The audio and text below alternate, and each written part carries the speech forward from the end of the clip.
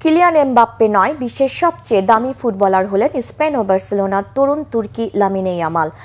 বিশ্ব ফুটবলারদের বাজার মূল্য নির্ধারণকারী প্ল্যাটফর্ম ট্রান্সফার মার্কেটের তথ্য অনুযায়ী ইয়ামালের মার্কেট ভ্যালু হলো এখন 200 মিলিয়ন ইউরো। আর এই হিসাবে বার্সেলোনা তারকাকে ফুটবলের সবচেয়ে দামি তারকায় পরিণত করেছে। বয়স মাত্র 18 বছর। এর মধ্যে স্পেন ও বার্সেলোনা নিউ ক্লাসে পরিণত হয়েছেন ইয়ামাল। দুটি লা লিগা, স্পেনের হয়ে ইউরো চ্যাম্পিয়নশিপ সহ জিতেছেন 5টি ট্রফি। এতেই ট্রান্সফার মার্কেটের হিসেবে বিশ্বের সবচেয়ে দামি 100 ফুটবলারের মধ্যে সবার উপরে ইয়ামাল।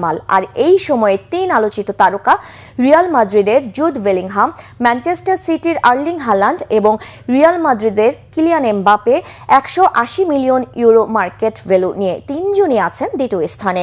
150 মিলিয়ন ইউরো নিয়ে রিয়াল মাদ্রিদের ব্রাজিলিয়ান তারকা ভিনিসিউস জুনিয়র আছেন পঞ্চমে। বার্সেলোনার আরেক তরুণ মিডফিল্ডার পেদ্রি 140 মিলিয়ন ইউরো নিয়ে আছেন ষষ্ঠ স্থানে।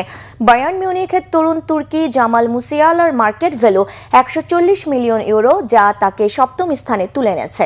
তবে 10 মিলিয়ন ইউরো মার্কেট ভ্যালু কমে 140 মিলিয়ন ইউরো নিয়ে আর্সেনালের বুকায়ো সাকা নেমে গেছেন অষ্টম স্থানে।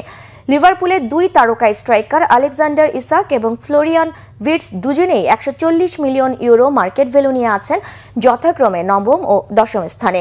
এদিকে প্রথমবারের মতো 100 জন দামি ফুটবলারের এই তালিকায় নেই ক্রিশ্চিয়ানো রোনালদো ও লিওনেল মেসি। এতে এটাই প্রমাণ হয় মেসি রোনালদোর যুগে শ্রেষ্ঠত্বের অবসান ঘটেছে।